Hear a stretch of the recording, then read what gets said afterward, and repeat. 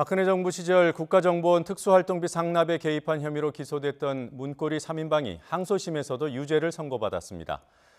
박근혜 청와대로 넘어간 국정원 특활비 가운데 일부가 처음으로 뇌물로 인정되며 1심보다 다소 높은 형이 내려졌습니다. 강희경 기자가 보도합니다.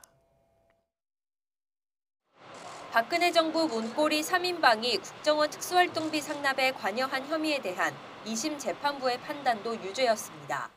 서울고등법원은 안봉근 전 비서관에게 원심보다 무거워진 징역 2년 6개월의 벌금 1억 원을, 정호성 전 비서관에게 징역 1년 6개월의 집행유예 3년과 벌금 1억 원을 선고했습니다. 이재만 전 비서관에 대해서는 원심 판단대로 징역 1년 6개월을 선고했습니다.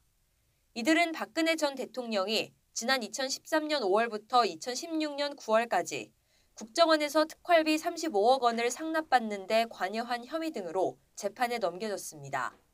1심 재판부는 국고손실방조만 유죄로 보고 박 전 대통령에 대한 뇌물방조는 무죄라고 판단했습니다.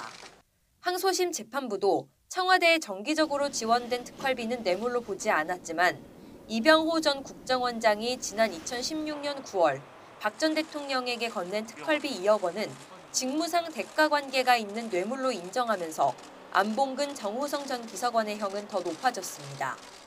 재판부는 이들이 국민 세금으로 조성된 특활비를 국민 의사에 반해 대통령에게 지원해 횡령했다고 지적했습니다.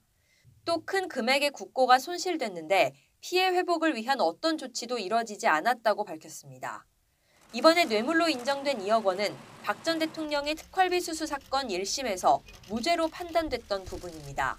일부 금액이긴 하지만 박근혜 정부 당시 청와대로 건네진 국정원 특활비가 사실상 처음으로 뇌물로 인정되면서 박 전 대통령의 특활비 항소심 재판에도 영향을 미칠지 주목됩니다. YTN 강희경입니다.